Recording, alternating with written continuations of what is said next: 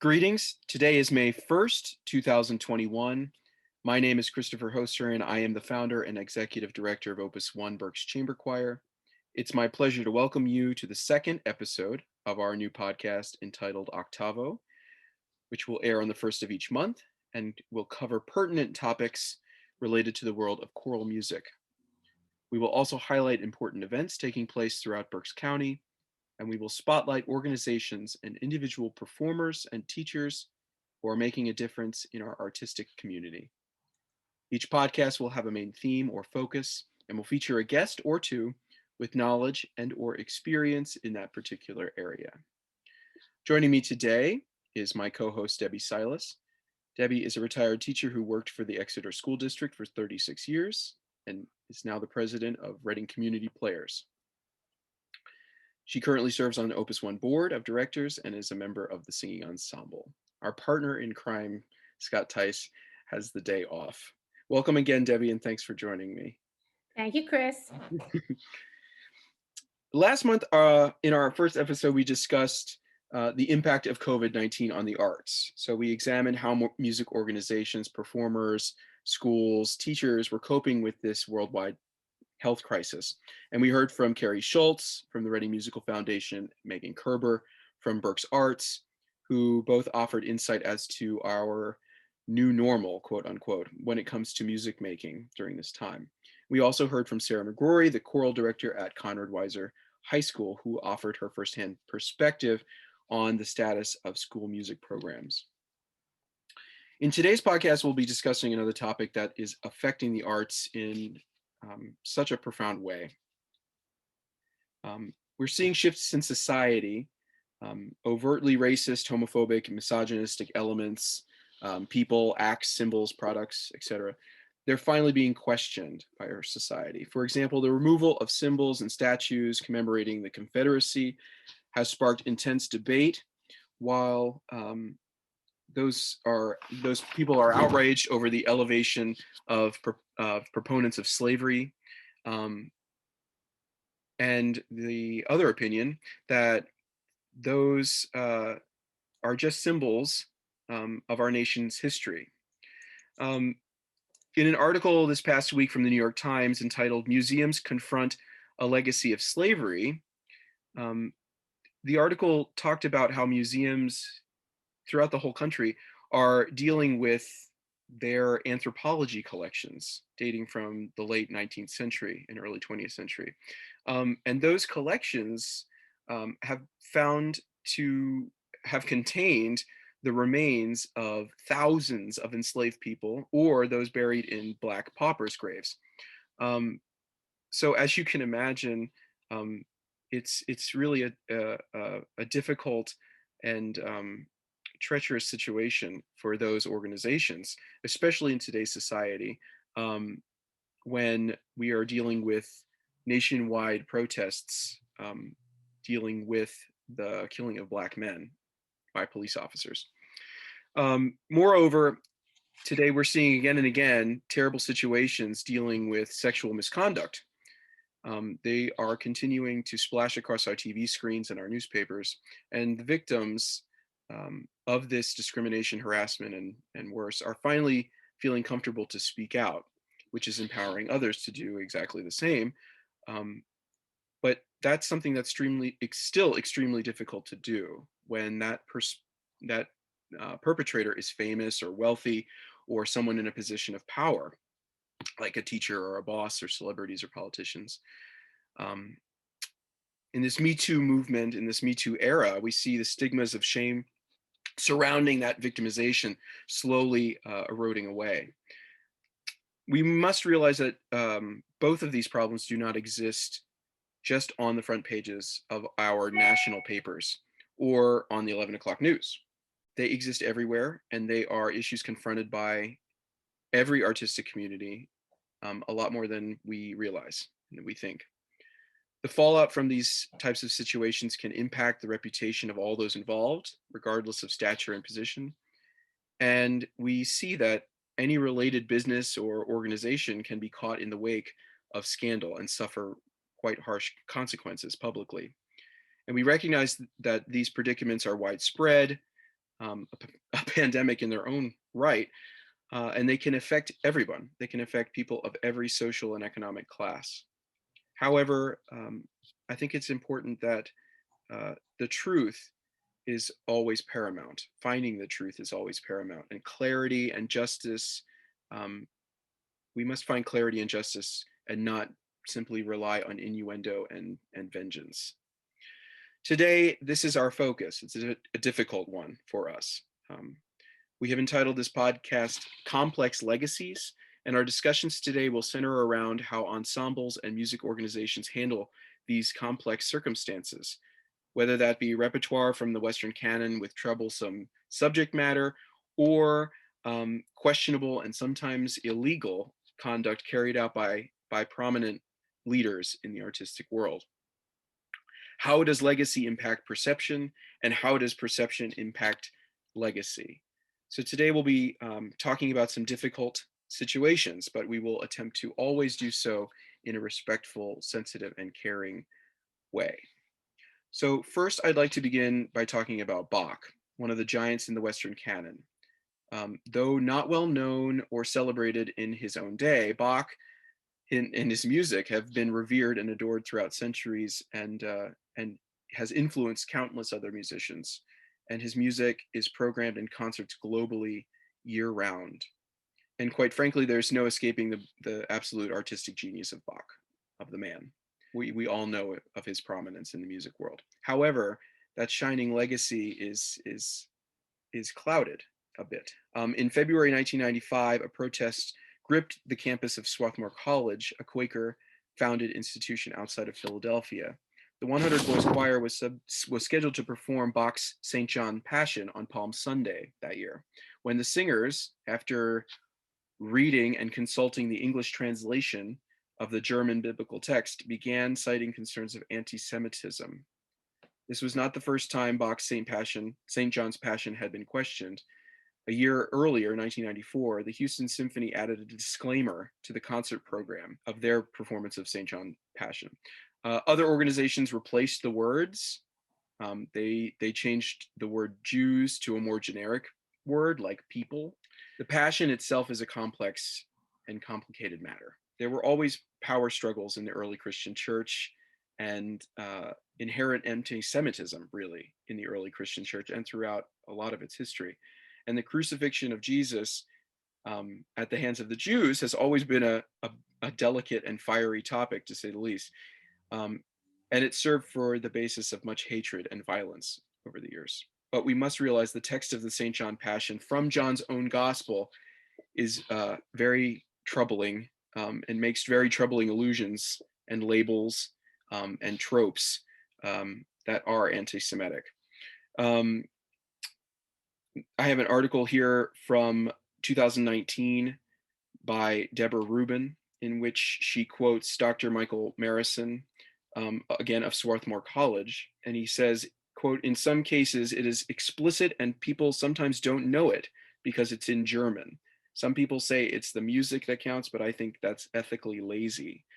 So as musicians, we're confronted with these complexities all the time, and sometimes we don't even realize it. We don't even recognize it because it's in a different language, especially choral music. In our ignorance, we can offend people. Unlike Wagner, Richard Wagner, I'm sure that we can't call Bach an anti-Semite. But when you read through the text of this Passion, it is anti-Semitic, and it's rather alarming. So one of the questions we're going to look at today is, how do we handle these pieces? Do we program them? Do we not program them? Do we add a disclaimer? Do we change the text? Do we tell those who are offended they can abstain from participating? And is that fair that we still program those pieces? Debbi, just briefly, I'm interested as a singer in the ensemble, in the choral ensemble. Like, how would you feel about these works, and how do you feel about these works? Because I think it's something we've talked about before, and something that really you were unaware of, and that I think most people are unaware of in Bach, especially. Uh, I think as a singer in a choral group, it's important for us to know the translations of what we are singing, number one. And that would be the job of the choral director to be sure, and Chris, you give us interpretation, so and so that we know what we're singing. I do believe that if there were enough people who understand the translation and are offended by it, we would not do that piece of music. The disclaimer is maybe one way of getting around it, but I don't know if that is a fair way of getting around it. Changing the lyrics is another way, and I'm not sure if that's a fair way of getting around it. These works are important. They're part of musical history, but in order to do them publicly for the audiences to be comfortable, it has to be, all those items need to be weighed before we do it. And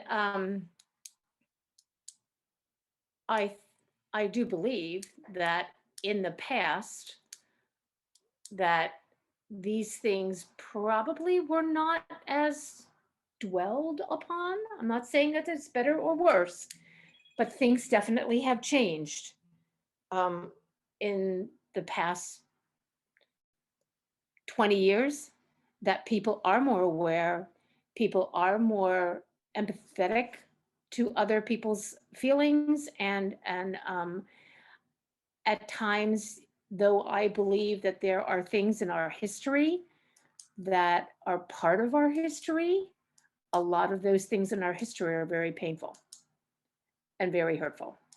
So I think for everyone just to be more aware, more considerate, and moving forward in presenting music that is more welcoming to more people. I've learned a lot in the past couple of years, and I think I've been more aware of things than what I grew up being aware of. So I think that is something for a lot of people to understand. Our society is definitely different, and it should be more welcoming. And hopefully, we will move to that. And music is a way of doing that.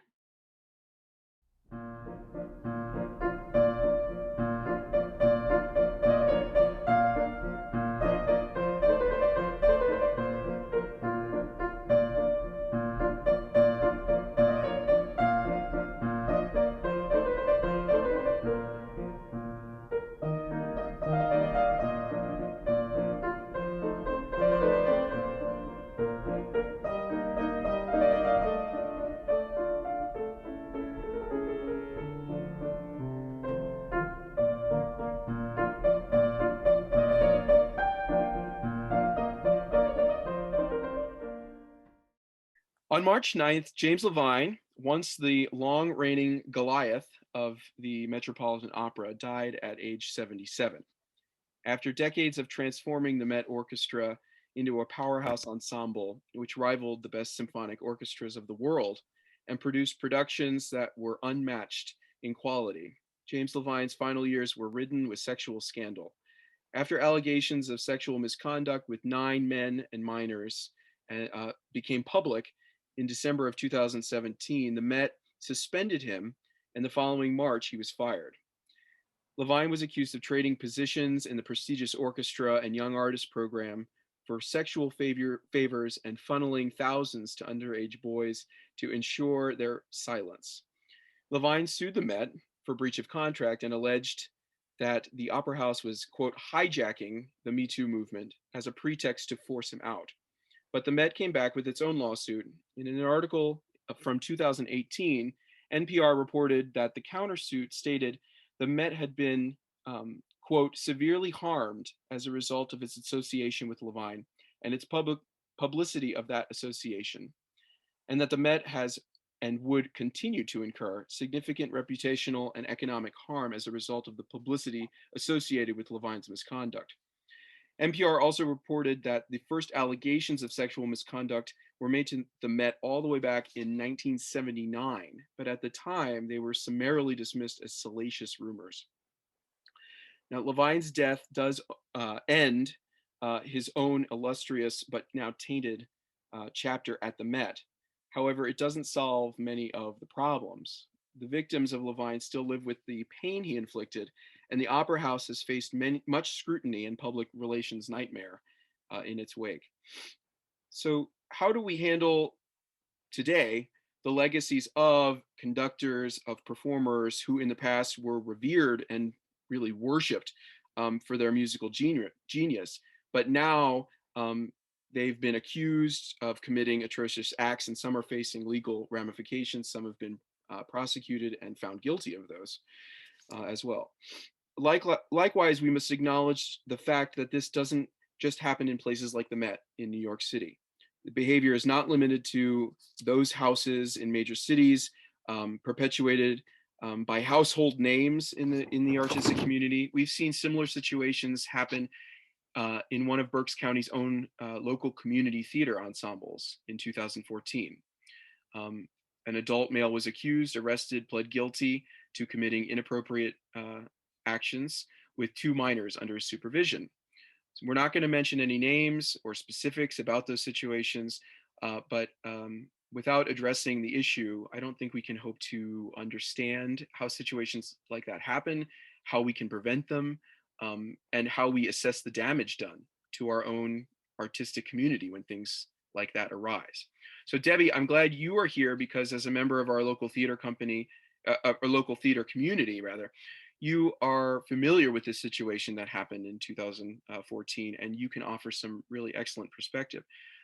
But now we're also joined by Tammy Black, the founder and executive director of Berks Opera and an instructor of music at Albright College, and also David Richie, a devoted opera enthusiast, lecturer, singer, and current president of Berks Opera. So welcome to you both, and thank you so much for joining us today.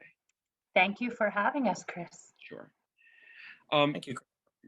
Yes. David, I actually wanted to first, I know I set that all really up with James Levine, but first I wanted to sort of jump back to our previous segment, which you just finished recording.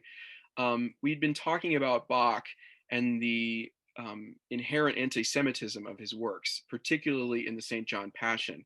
And I know that you are an admirer of Bach and his compositions, but how do you think modern ensembles should handle that delicate situation of inherent anti-Semitism in the texts of some of these well-known and pretty much well performed works that are performed all the time?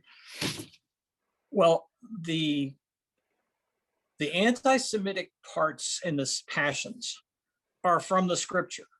So what we're arguing with is the anti-Semitic nature of the Gospels, in essence. The arias, and I think the choruses, many of the choruses are written by poets at the time, Bach's contemporaries. And if you read those, I do not think you will find references to Jews being nasty people, etc. I think the way to handle the Bach passions is to recognize that the crowd, the rabble, the mob is not Jews, it's everybody. We're all like that. And I think that's the answer. That's how you say Bach, in Bach's time, anti-Semitism was normal. Bach wasn't the only one. Franz Liszt was anti-Semitic. Franz Schubert was anti-Semitic. We know about Wagner because he wrote so much, but a lot of anti-Semitism was a unfortunately respectable philosophical current for centuries. And so you perform the music with the recognition that we are not accusing the Jews or anybody of these evil acts. We're recognizing that everyone is like that. So are you saying we put information like that in the program notes, basically, is what you could. I don't know that you have to. Okay. I mean, is it insulting the intelligence of the audience to stand up and say, we don't really mean the Jews, we mean everybody? I think there are plenty of Jews who love Bach's music. And I think that, so I think how you handle that in a performance yes, you can flag that for the audience and say, you know, but are you sort of saying, you know, what's that old expression? Methinks the lady doth protest too much. You know, are we protesting too much if we say we recognize this as being a universal trait, jealousy, evil, scapegoating? Maybe you do. I think that maybe that you do put that in program notes, is that we recognize that we all bear these. We all bear these sins. Do you think that some, for lack of a better word, consternation about these kinds of issues, do you think it comes because of a romanticism we have towards these men, these composers that we revere and have revered for, you know, decades, centuries even, and we no longer think of them as flawed individuals. We think of them as these sort of marble busts on a piano that we look up to. Do you think it's more difficult because we revere these composers to face the true facts? I mean, that's because neither of you can answer that question, because then I think it relates to what we're going to talk about, James Levine. You know, we put these people on pedestals, and then we sort of don't look and can't believe that they are guilty of such atrocities. Oh, I believe they're guilty. I mean, they were people of their time. Right. You know, Bach probably beat his children. You know, I have no doubt that the boys in his choir were soundly whipped if they didn't practice properly. You can't do that anymore either. I think there's more willingness now to take people down off their pedestals, because we're in a sort of anything goes era of muckraking, slandering, whatever you want to say. So I think it's easier to criticize them, especially now, since there's a vein in cultural criticism that says anything dead white males did is bad. And so the biggest way for the Reading Symphony, for example, to create a great diversity in its offerings is to stop being a symphony orchestra, but play everything else instead. Which will never happen, I'm sure. Right. So, but again, it's you know, the dead white male culture is an easy target for cultural criticism and attack. They recognize that. I think everybody likes to point out the human frailties of the people we think are great. I mean, you know, Thomas Jefferson and George Washington owned slaves. They probably beat their children when they were bad. You perform the music for what the music means. You don't have to perform the music for what the composer meant. Right. So, Tammy, to shift back to more towards the situation with James Levine, I mean, you are a performer, an educator, a pedagogue, and you're the director and founder of a musical organization. So I'm interested in your perspective, really, for really how organizations, music organizations like yours, like mine, like the Opus One, locally, or, you know, in those big cities. I mean, how does the fallout really affect the artistic community at large, and how do we deal with that? Those are good questions, Chris. I certainly think that the smaller communities are more deeply affected by things of this nature than, say, New York, if I may be so bold to make that comparison. We're too small, we're too ingrown, and we're too intricately involved with one another for us to adequately separate, right? It's just too small. Whereas in New York, just said, peace, bye. We have 20 more conductors on our roster and we can replace you. To that point, they did quickly. I'm not sure, if I can go on this tangent for a minute, I'm not sure that erasing the really amazing, valuable musical contributions that James Levine made are worthy. That's not, to me, he did wonderful. He was a flawed human being who made grievous errors and hurt people. And yet the other flip side of that is what every human being is, which is we are both equally bad and good. And sometimes when we're in positions of power, both of those become amplified. Right. And I mean, I don't mean to make this personal, but when I was growing up, the first recordings visually that I saw of operas were all of James Levine from the Met being broadcast. Last weekend, I was coming home from church, and I heard on the radio there was a recording by James Levine made at the Met. So I mean, this music is out there, and it's all around us. So just like I'm not going to throw away my precious recordings of him conducting with Luciano or with various other beloved singers. They're still in my collection, and I listen to them and I love them. And that's not going to change because for me, and this does tie back into what you were speaking with about David and Bach as well, and various other situations. There is a certain amount of artist versus art separation that we must achieve. On the other hand, that is assuming that the artist who has done harm is taken out of the equation and is no longer able to do so, right? So there's that thing. I have this conversation in the classroom in music history often. Can you separate the art from the artist? Let's talk about Chris Brown. Let's talk about R. Kelly. Let's talk about Bill Cosby. I could go down the line one after another. And it's funny when you talk about someone they love as an artist, Michael Jackson, there are many. No, we have to remember his musical legacy. But if they didn't like the musician, then all of a sudden out they go, Right. It's a funny thing. So we try to look at it a little more objectively and say, well, if it's good for this side, it's also good for this side. You don't have to love it, but we can, and your other examples of anti-Semitic artists throughout history as well. I think historically speaking, these are opportunities for education now. Let's not try to apply 2021 values to 1650 Bach. That's never going to work.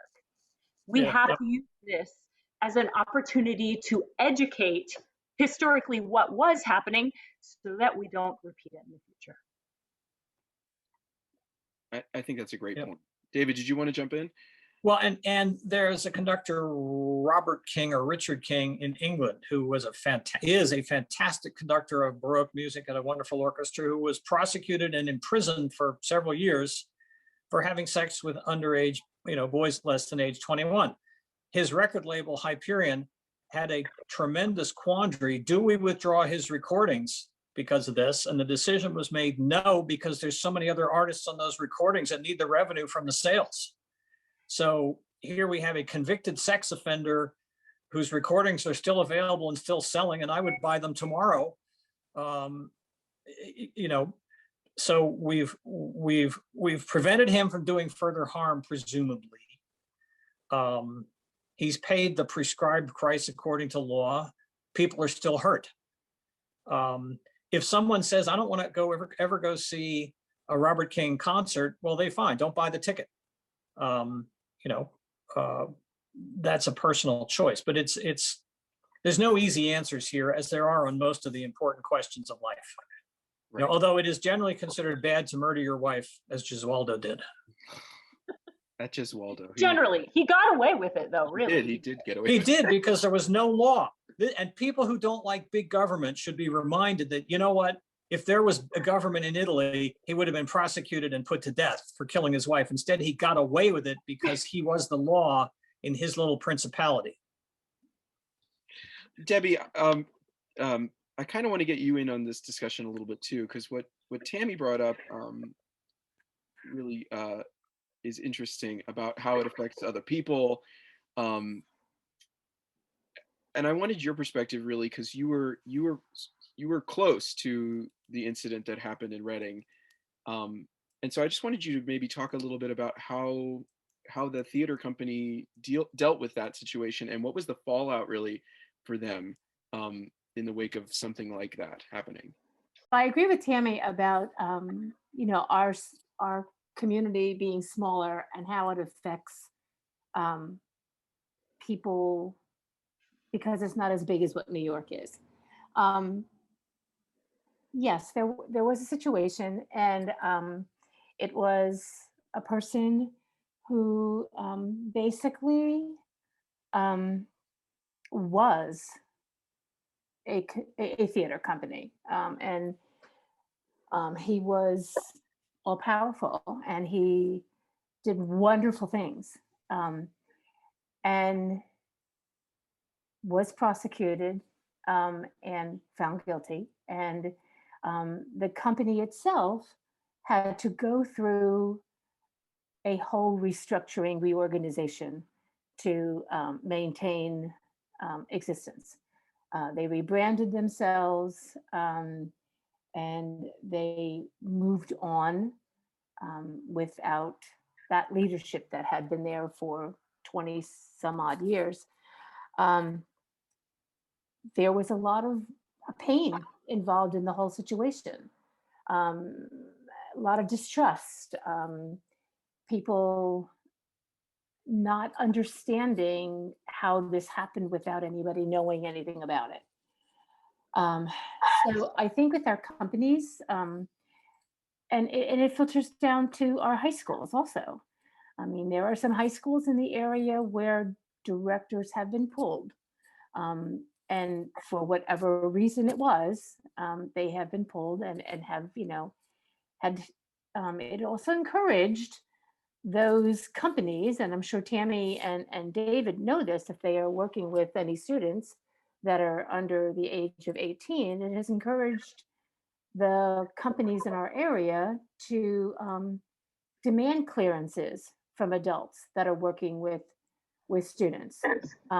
It's kind of a, cover your back kind of a thing, but it's important to know that those people that have had some background checks, and you feel comfortable putting them in a leadership position with younger actors and singers. And so it has changed a little bit of our perception, made us more cautious, I think.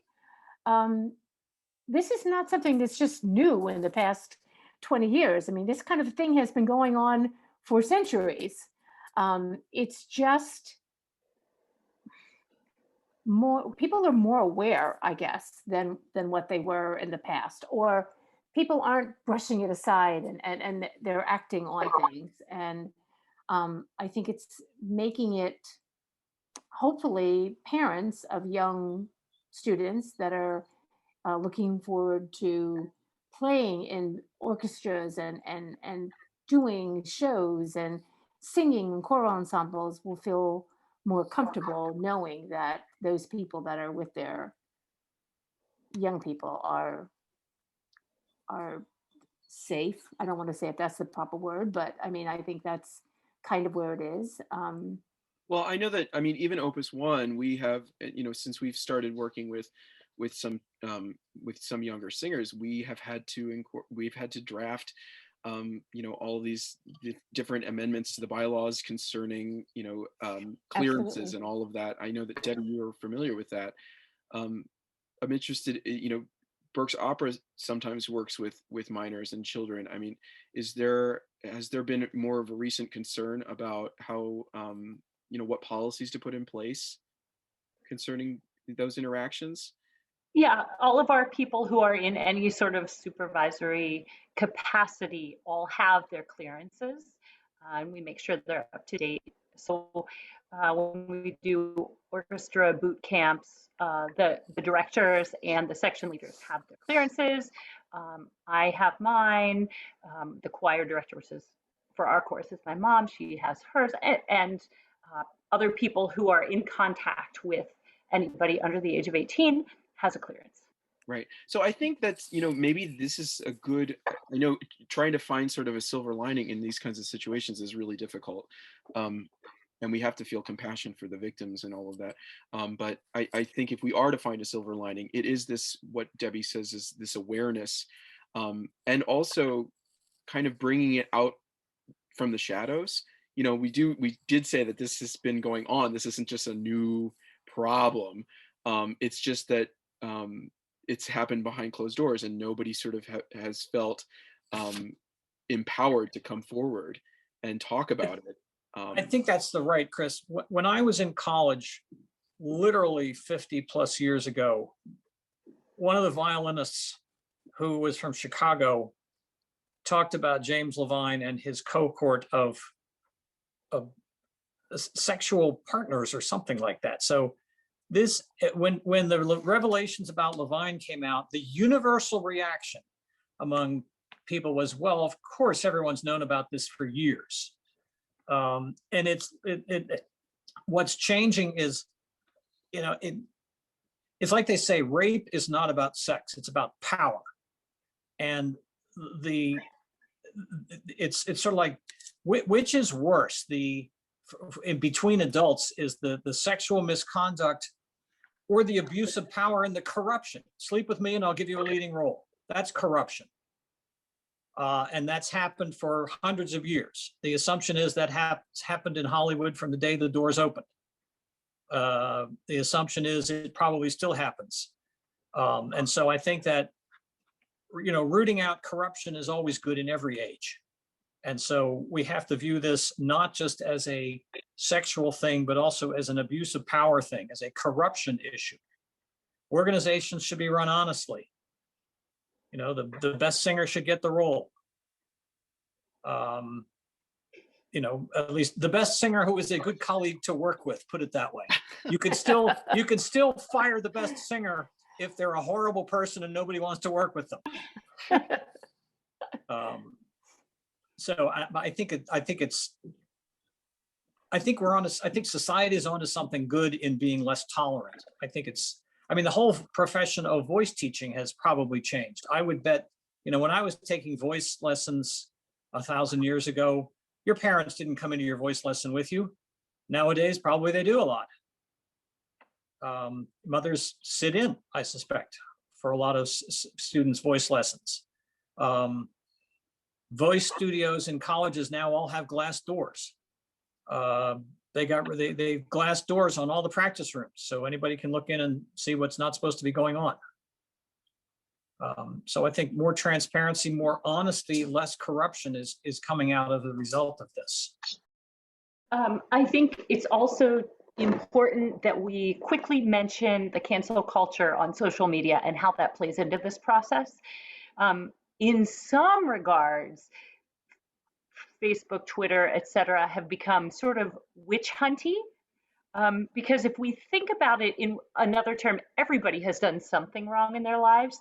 And we're almost at the point now where people are scared to do anything, and they've become paralyzed in some instances, rather than speak out with a passionately held thought or belief for fear of this. So I think we have to be careful about striking a middle ground. And that is not, I'm not insinuating that we shouldn't have done what we did with perpetrators who have broken the law and abused people. That's not what I'm speaking of.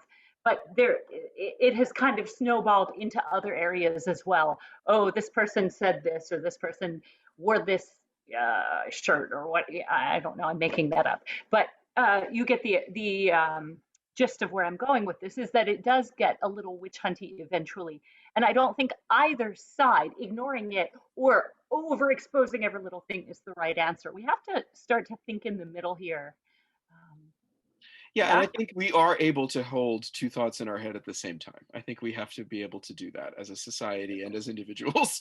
We can understand and recognize, like James Levine and his musical brilliance on one hand, and then on the other hand, we can admit that these were very serious, very serious circumstances that hurt a lot of people. And I think that's a good thing, that we can hold those two thoughts in our head at the same time. We all have our hypocrisies, but I hope we have to recognize them. Some people feel hunting is cruel and barbaric, but I certainly love a good steak. If you're hunting cows, David, you have to. Well done. Well done. Yes, absolutely, Chris. And you said it so well. We can hold two thoughts in our heads, and we can. And those thoughts can be inconsistent and contrary. We just have to recognize that they are. Right.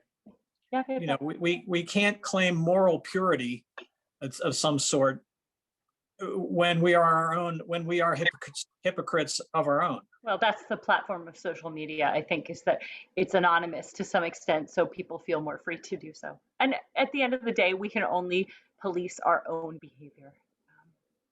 Right. Mhm. On that note, policing your own behavior, I think that's a great place to stop.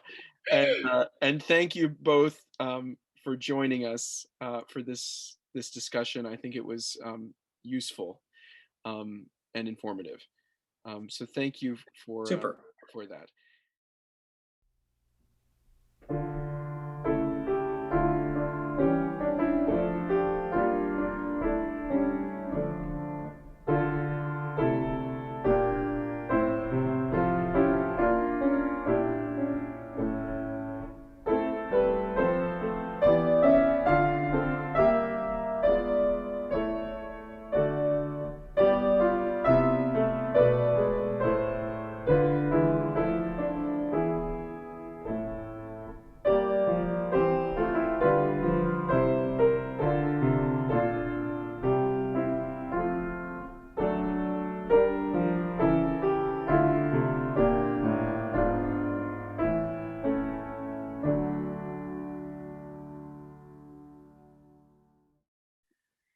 To 20th century English opera and choral music, Benjamin Britten was second to none. He was a towering force as a composer, conductor, and pianist, and his music was and still is some of the most beloved in the entire Western canon. His works like The Ceremony of Carols and The War Requiem, and his many operas, are programmed year after year. For many of those operas, the tenor Peter Pears served as Benjamin Britten's muse. But Pears was more than that, at least in private. For almost 40 years, Pears and Britten were a gay couple. Though Britten didn't speak of it openly, all of their friends and close acquaintances knew the truth of their relationship. And certainly that truth is in black and white when you read the collection of Britten's letters, which contain most of the couple's correspondence. However, in this period, repression and concealment of homosexual thoughts and relationships was quite common. In mid-20th century, particularly in the 1950s, post-war England saw an increase in arrests and prosecutions dealing with homosexual acts. Homosexuality was considered by many to be a mental illness, and those found guilty were sentenced to jail or probated with accompanying chemical castration and aversion shock therapy. However, in 1967, less than a decade before Britten's death, the Sexual Offences Act passed Parliament, which partially legalized homosexuality for those over 21. For Britten, though, there are two issues at hand. One, his relationship with Peter Pears and how his homosexuality influenced his music, his reputation, and his legacy, especially in a period when others were being prosecuted and persecuted. And two, Britten's interactions with young boys that has become the topic of controversy in recent decades, with the publication of John Bridcut's 2006 book entitled Britten's Boys, which details modern sensibilities, what modern sensibilities would classify as unusual relationships, but maintains that Britten was most probably not a sexual predator or abuser. For this discussion, we welcome my esteemed colleague and personal friend, Dr. Justin Vickers, Associate Professor of Music at Illinois State University, where in 2013, he served as the director of the International Fine Arts Conference, Benjamin Britten at 100, an American symposium. He's a Fulbright scholar and is preparing a study entitled The Alderberg Festival of Music and the Arts, A History of Britten and Pears Era, 1948 to 1986, which will be published by Boydell Press and released for the 75th Alderberg Festival in 2023. He's a fabulous tenor, a pedagogue, and an accomplished musicologist. Welcome, Justin, and thank you for agreeing to be on OCTAVO. Thanks, Chris. I'm thrilled to be here, and of course, no one who's listening gets to know this, but I actually get to see you, which is very cool. So we're looking at each other through the miracle of Zoom. Yes, through the looking glass. But thanks for asking me to join you. Thank you for being here. So I boiled down a lot of facts and history right there surrounding Britten into a few sentences. Is there anything I got wrong or you'd like to clarify before we sort of jump in? No, and certainly nothing wrong. I think John Bridcut's book is called Britten's Children, not Britten's Boys, although I think he should have gone for the alliteration. I like that, Britain's boys. Although for people who are looking for low-hanging fruit, that can be a sticking point for us, right? Because we might think like, oh, he has this predilection for boys, and then an individual's conceit is that, oh, he's done something wrong, or there's something inherently problematic about his fascination with youth. And I genuinely fall on the side of thinking that it was an idealization of youth, a fascination with youth, a sort of arrested development. But I mean, that's probably part of a discussion we'll get into a little bit later. I think what you discussed about the Sexual Offenses Act in 1967, an interesting thing for listeners to sort of know what was going on in this sort of roiling mid-century landscape that was the social climate of the United Kingdom in the 1950s, has this sort of really interesting intersection with Britain's life with Peter Pears. And this was like one of the most open secrets in certainly classical music in England, was that the two of them were a couple. And in 1953, in fact, they were the subject of a Scotland Yard inquiry, which could have gone terribly wrong in any number of ways. And by the sort of early to mid 1950s, there was a committee, in fact, called the Wolfenden Committee, that was convened to explore the issues related to the illegality of homosexuality, or at least homosexual acts between consenting adults. And the Wolfenden report then was finally published in 1957. So it preceded by a decade the Sexual Offenses Act. And it really was a groundbreaking moment, which we just celebrated the 50th anniversary of the Sexual Offenses Act in 2017, which, as you said, partially decriminalized homosexuality. But the Wolfenden report really was this sort of signal moment in social culture to see a group of people from all walks of life come together and say, you know, if you've got two consenting adults, we cannot make this facet of someone's relationship illegal. Yeah, right. It was kind of what we would say is a bipartisan commission almost in England at the time, I think, right? Is that right? They had conservatives and liberals sort of joining together, saying that, you know, if you have consenting adults, this should be legal. Yeah, I think for our purposes, it's easier to view it that way. Right. Yeah. You know, just to focus on maybe Pierce a little bit, I'm interested to know how you think his relationship, Britain's relationship with Pears, influenced his music, in that it was a homosexual relationship. They were sort of having to hide it, but not really hide it. But I know that he wrote music specifically for Pears. But is there any other ways that his relationship with Pears was sort of visible or audible in his music, in the topics or anything like that? Well, yeah, I mean, it's very interesting. They met, we know, sort of from a historical perspective, that their paths crossed a number of times in the mid to late 1930s. And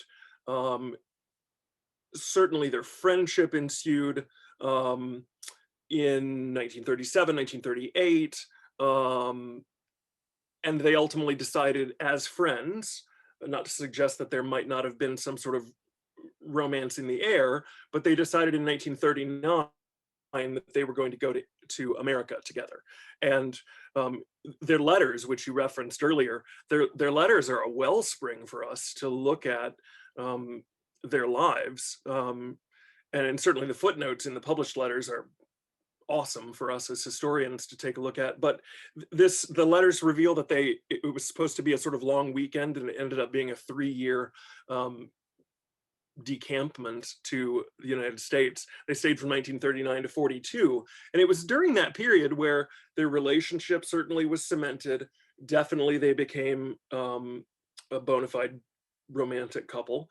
And it's during that time when Britain composed what I think is one of the hallmarks of his song repertoire, and it's the 7 sonnets of Michelangelo, and he finished those, completed those in October of 1940. Well, they sang some performances of them sort of informally in the United States, in Long Island, and there's even a sort of bootleg, fabulous in that it's so raw and so exposed, and you don't hear the refined singing that you would ultimately come to expect from Peter Pears. You just hear this sort of like youthful puppy dog in a china shop, Yes. and it's awesome. I've not heard this. I have to hear this. Oh, you've got to find it. There's a great recording. I wish I could think of the label right now, but it's a fairly obscure English label, and it's excellent to find. I will let you know. But they ultimately didn't actually sing the premiere of the work until they'd gotten back to the United Kingdom in 1942, and they gave the actual premiere in 1942 at the Wigmore Hall. And the good thing is that like Pears's voice was growing by this point, and his he had been studying voice the entire time that he was in America. And these songs are kind of fabulous in that it's all poetry that Michelangelo wrote, homo-romantic poetry that he wrote for a young man named Tommaso de Cavalieri. And so it's all gay-themed, homo-romantic poetry. And so when you flash forward to this premiere, when Benjamin Britten's sitting at the piano, 5 feet from him is Peter Pears singing this like deeply romantic, very intense text, it's all in a foreign language, and it's all Michelangelo. So like what, you know, it's this plausible deniability that was there that I think was pretty fabulous. And so only if you were in the know, I'm sure there were a lot of raised eyebrows in the audience, friends that knew them and friends of friends who were like, oh, right, oh, these are our gay friends. But no one would say that, and that wouldn't really have been in the parlance at the time. But that piece was groundbreaking for the two of them. And then I think you flash forward, well, 5 years later, so the Michelangelo sonnets were written in 1940, but in 1947, Britten composed the first of what would be 5 canticles, and they would all be written in some way or other, specifically for Peter Pears's voice. But this first canticle is based on Francis Quarles' poetry, which is a sort of takeoff of the Song of Solomon text, I am my beloved and my beloved is mine. However, Francis Quarles wrote, I am my beloved and he is mine. And again, Britten and Pears were able to stand behind the theistic nature of England and the Church of England and the established religion of the country. And he was able to say this very homo-romantic text. Yet, you could say, oh, but when I say, I am my beloved and he is mine, I'm talking about God. I'm talking about this religious relationship that I have. Again, with this plausible deniability, right? Precisely, yeah. Yeah, so they did this a lot, right? They sort of walked this line. They threaded the needle very, very carefully. I mean, were there any? Sorry to interrupt, but were there any reviews or anything of the time that uncovered this sort of wink, wink, nod, nod? I mean, was anybody on to them at this point? Gosh, you know, I think the media was maybe different than it is now. There wasn't like Politico and the Drudge Report. I mean, I'm sure those things existed, but no, not that I've read. Not that I've read. I mean, that would have been a really incendiary thing to do. And I mean, mercifully for them, I'm not aware of anything like that ever happening. I think it was more behind palms and like I said, this sort of ultimately open secret, but people just wouldn't have talked about that. Right, something that wasn't talked about. Yeah, I think not. So let's get into this other topic that I wanted to bring you on and to discuss. So I wanted to know like how you would classify Britten's relationship with younger boys. We talked about this, and how I'm interested to know how has his sexuality and the fact that he was gay, how has that been used to frame these relationships in the public square in the days that we do have the Drudge Report and these things? Well, as you know, we sat in a lot of classes together in grad school. Musicology changed drastically in the 1990s, and so much so, I mean, I think it's a little out of fashion now to call it the new musicology, but engaging candidly or engaging frankly with personal truths about composers' lives, engaging with topics like homosexuality became more acceptable, and if not acceptable, it had a currency that was, I think, like its time had finally come. And at the head of that group of amazing musicologists was a gentleman named Philip Brett. And his contributions to Benjamin Britten studies, leave alone the world of British music research, is, I think, fairly inestimable. Definitely Philip Brett explored a lot of these issues as it related to sexuality in Britten's operas. I mean, there's a sort of fabulous work that's a collected edition called Music and Sexuality in Britain that he explores. I mean, it's deep. It's going into a pretty heavy musicological territory, but the way he explores the psychology of human sexuality is very interesting because he does layer it right on top of the music. And in that way, if you can take a few deep breaths and read through some really complex characterizations of the music and contextualization of Britten's life, it's so rewarding. I mean, it's really incredible scholarship. How I, though, think, I mean, we have the benefit of what, nearly 50 years since Britten's death, to take a look back and to analyze, and perhaps we project then onto that music a lot of knowing, right? We have a lot of knowing about his life that we really shouldn't be privy to. There's 6 volumes that are just a dip in the bucket of correspondence that we should have never seen because it was private. We have at least the extant, the 365 letters we know exist between Britten and Piers that have been published now in a single volume that's called My Beloved Man, which is a wonderful work that people should own, because you literally can just you can see the correspondence chronologically, and that has a special harmony to it that I think is very special. But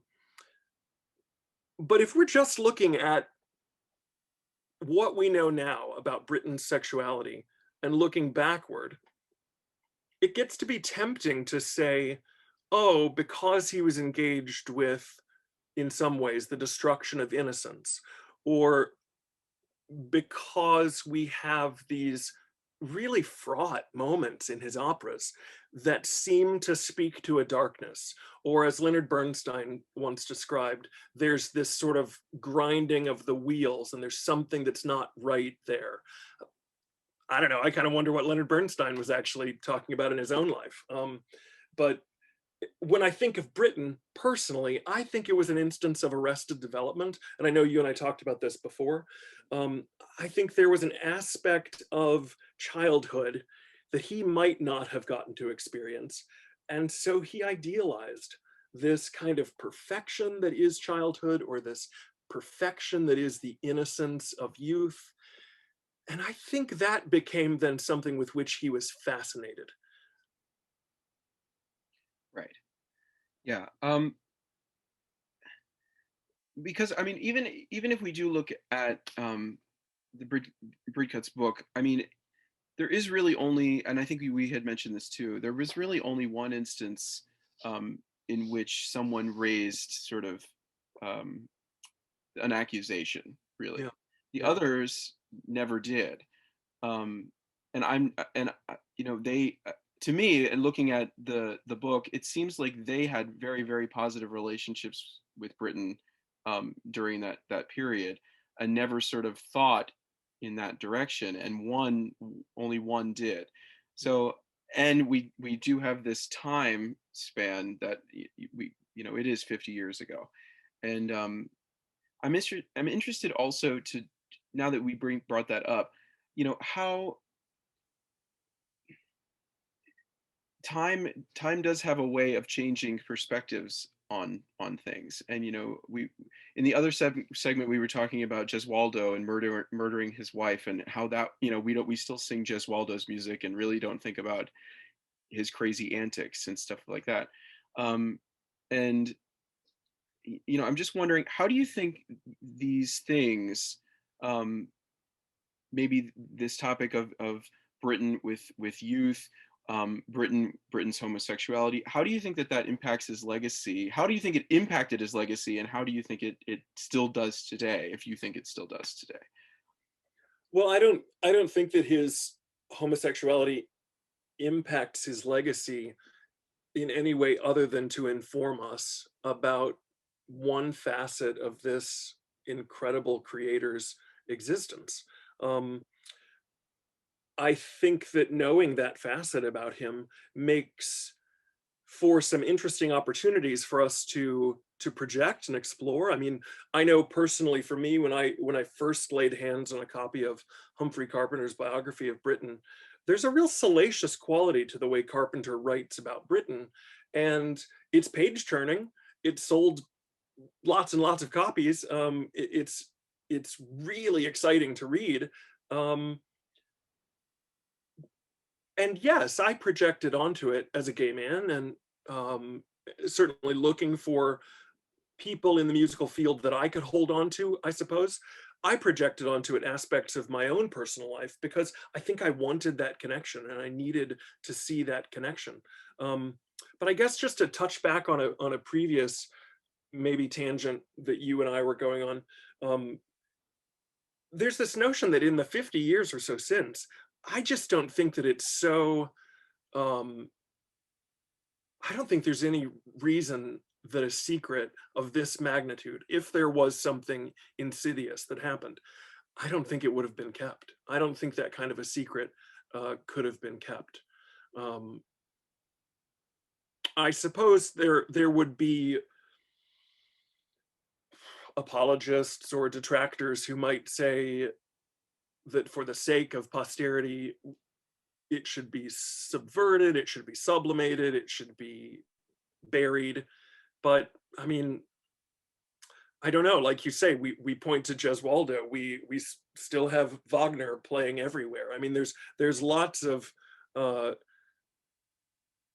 individuals whose lives are kind of icky, and yet we love their music. And so with Britain, I don't think that there's any facet of his life as a gay man that was icky. And for me, it sort of complements then the totality of his output and the beauty of that music. And I also sort of really esteem the fact that he loved writing music for children and youth that was in no way patronizing. He didn't talk down to them. He didn't condescend as if to say, oh, you're just children, so here's an easy melody that you can sing. He didn't do that at all. He wrote complicated rhythms. He wrote complicated melodies that very much relied on the incredible heritage of choral music singing and all of the expertise that required in the Church of England. And he gave them a lot of work and set a very high benchmark, I think, for them to achieve in that work. And I just admire that. I think you see a number of British composers who did very similar things, who are successors of Britain's legacy. Peter Maxwell Davies is certainly one of those who wrote a considerable amount of terribly complex music for children. Also happened to be a gay composer. But yeah, I mean, I suppose I sort of draw the line when I think of these composers who have shady or shadowed pasts. When I think of Britain, I think the only thing that was shady and shadowed is the fact that until 1967, having been born in 1913, he had to live most of his life without being able to legally acknowledge that he was a gay man who had the audacity to fall in love with and spend his life with another gay man. Right. Yeah. And in that vein, we were talking earlier in another segment about Bach and his St. John Passion and the anti-Semitism inherent in that work. I'm wondering, for these composers, sort of we can combine the topics a little bit, but on these composers that are sort of revered and they've created hundreds of works and they've been put up on this pedestal as these gods of classical music. big C classical music. I'm wondering, some of these things offend our modern sensibilities.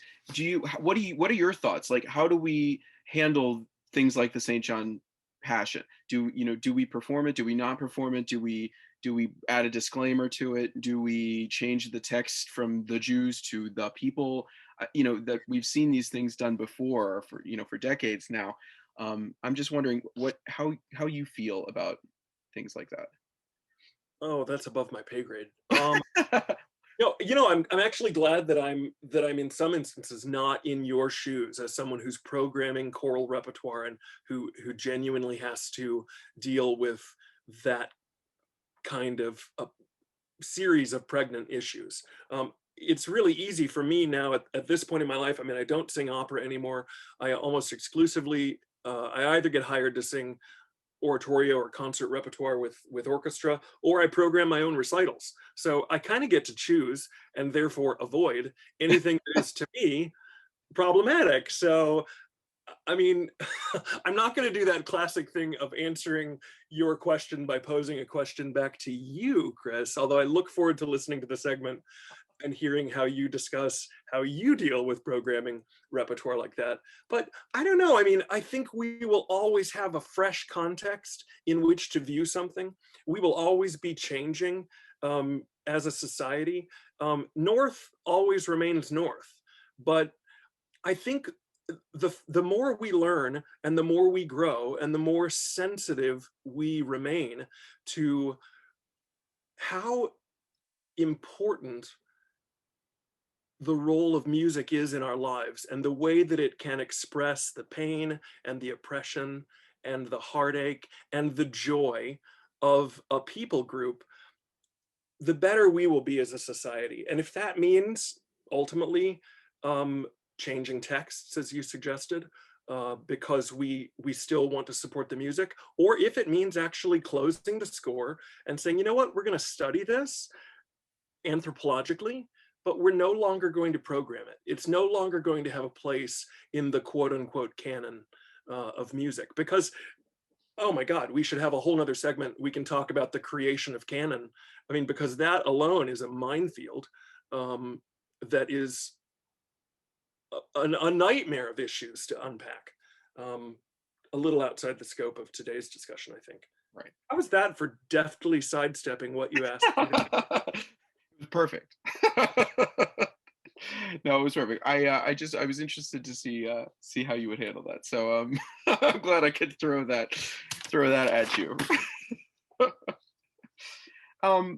Yeah, I think really just to finally answer the question and sort of give you a little heads up on the other segment. I mean, I think where we sort of landed was that whatever we do, we need to be open about it and not sort of shuffle this away and hide it away as though it doesn't exist. And I think that's the most important thing. Yeah. Or what action we take. Right. Well, thank you, Justin, for totally joining us today. And I was so happy to have you to get you on here, and because I know you're a Britain It's scholar. a thrill to get to share just some sort of philosophical ideas, kind of off the cuff, but a treat to get to talk to you.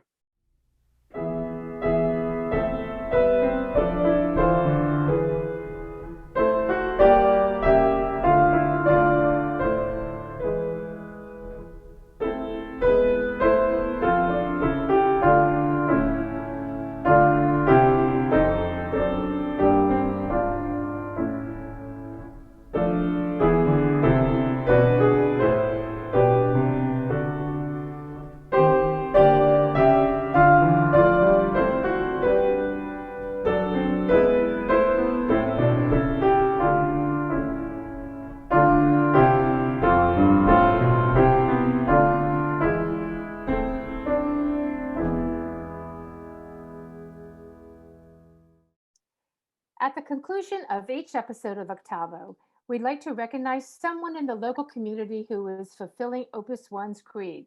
Together we can make Reading sing, in a special segment called Who is Making Reading Sing? As we have been joined by Tammy Black and David Richie for the earlier discussion, we are pleased to feature Berks Opera as an artistic organization making a difference in the Reading area. Please tell us a little about your organization, its beginning, and its mission. Tammy? Oh, okay. Berks Opera started as a workshop experience for my singers who had graduated from high school, gone off to college to study voice, and came home in the summers with nothing to do musically. They were working a job, hanging around at home. So it started as let's try to put a little show together. And it grew over the course of years. I think our second year of a summer show, David and Dale attended La Boheme at the WCR in Reading and said, "This is cool, we want to help." And so as a result, we, with David's extraordinary assistance to do millions of kinds of paperwork and legal things, we were able to grow into a full-fledged organization. And we've had our bumps and ups and downs, and with the pandemic had to, of course, halt operations for some time, but we are eagerly planning upcoming events now as things begin to open up. So David, how has Berks Opera coped with the pandemic? Well, I've used this phrase to excess. We're too small to fail. We have no expenses, no rent, no payroll. So we're in the enviable position that if we do nothing, at least we don't lose any money. So we have done low impact things. We've been planning. We couldn't do the opera lectures because they were all generally attended by 70 plus audience members who were in the highest risk for the pandemic. We've basically sat in place and kept our website live, kept in touch with our audience by email and occasional e-blasts. And so especially kept our funding organizations aware that we are alive and well and going to get back in business. So that's how we've coped. We didn't have any performances in front of people. Tammy produced a set of, what do you want to call it, Tammy? Video. We had some of our singers send in videos of them singing. Some of them just singing in their living room with a karaoke piano or something. So we can produce some things and get those out and have the singers have something to do. Recently in the pandemic, as a result of Dale alerting me to an article in the New York Times about a wonderful program which was started by English National Opera. Tammy, can I talk about this or do you want to talk about it? Go right ahead. We have a program because in Italian, the word aria means air. And so air is what you breathe. And so inspired by an English National Opera program, we are starting up and beginning to put together a program where opera singers and teachers would work one-on-one by remote by Zoom with COVID-19 recovering people who have breathing difficulties. And the breathing exercises that you use for singing can be really helpful for helping people recover from COVID-19. So we have a couple grants for this, and we're putting this program together. And we have a wonderful new board member named Jamie Caparizzo, who works with Albright College, and she's a singer herself. And we said, would you like to take this and run with it? And she said, by golly, yes. And so she is. And so that is very much appreciated by some of our organizations that say, this is great. You're reaching out and doing something useful to the community, for the community. So that's probably the thing. That is probably the thing that will get us the most positive attention if it goes through. We are planning, Tammy, you want to talk about Three Pigs and the commission? Sure. Yep, we are planning a children's opera outside this August as part of Jazz Fest. It's going to be performed in front of the library, free, open to the public. It's about 35 minutes long. It's called The Three Little Pigs, and it is basically the story of the Three Little Pigs, but it emphasizes reading, which is why we chose to perform it in front of the library. So I would encourage any listeners to bring the little ones and their family, or just themselves if they don't have little ones around. It'll be a fun afternoon. Our target date is August 20th, and the rain date would be August 21st. And then our next big project is a commission we are working on. We started this during the pandemic because obviously we had time, but couldn't perform. So we're commissioning a new opera on tales and legends of Berks Countians, historical Berks Countians. Vicky Holograph is doing the libretto in consultation with some historical experts in the area. And then Chris Heslop is writing the music. And we are targeting that performance to be in late spring of 2022, likely at the Miller Center.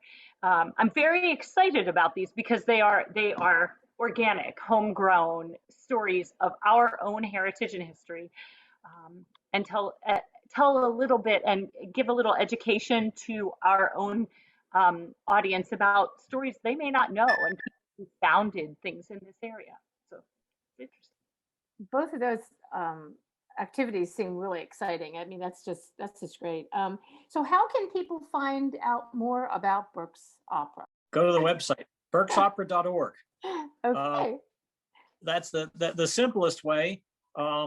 Send us their email address. And so you can get on our email list, and we send out periodic email blasts to our mailing list. But the website is the main thing. You know, this is, we have a Facebook page, Tammy. So like us on Facebook. Yeah, find us on Facebook and you'll see plenty of regular posts about upcoming events as well. All right, great. Is there anything else you would like to share with the audience? I'm hoping we'll get back to doing our opera lectures probably this fall. I have been asked, and this is not, I've been asked to go possibly do some of my opera lectures for music students at Catholic University, and nobody really knows about this yet, except for me and Dale. So I may be going down there, and of course I'll talk about lots of publicity about Catholic U and the Berks Opera.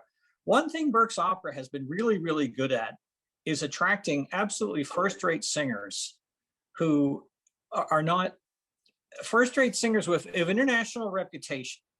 And it's because I'm going to say a big shout out to Tammy here for being very creative in the kind of productions we do and what we do, even with a standard opera, so that we can attract a major singer, you know, not like Renee Fleming, who everybody's heard of, or at least 10% of the population of the country have heard of Renee Fleming, but, you know, maybe a singer who 85% of the opera lovers in America have heard of, put it that way, and whom we normally couldn't afford, except sometimes they have a free 2 or 3 week gap in their schedule with nothing better to do. And they say, wow, on Otello, I've never done Otello yet. Yeah, I'll do that for an amount which is obscenely cheap by Metropolitan Opera standards. And so Tammy has been really great at that, attracting these singers when giving the opportunity for the young people in Reading to sing alongside these folks. And very often these professional singers of reputation are willing to work with the youngsters,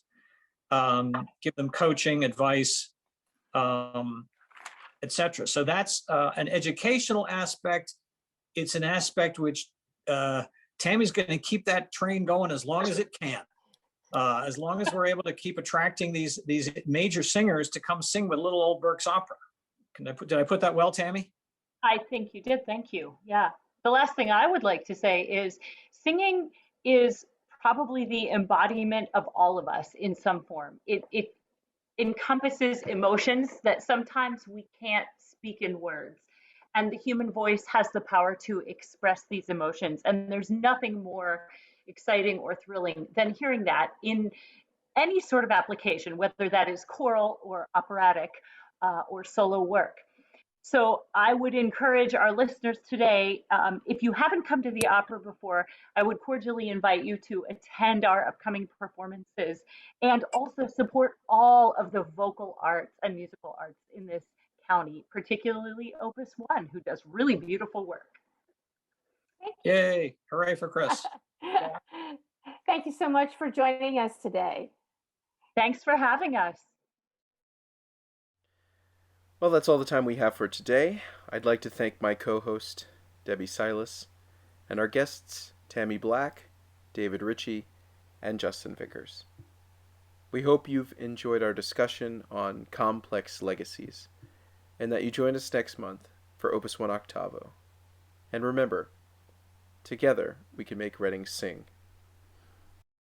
For more information about Opus 1, visit our website, www.opus1chamberchoir.com.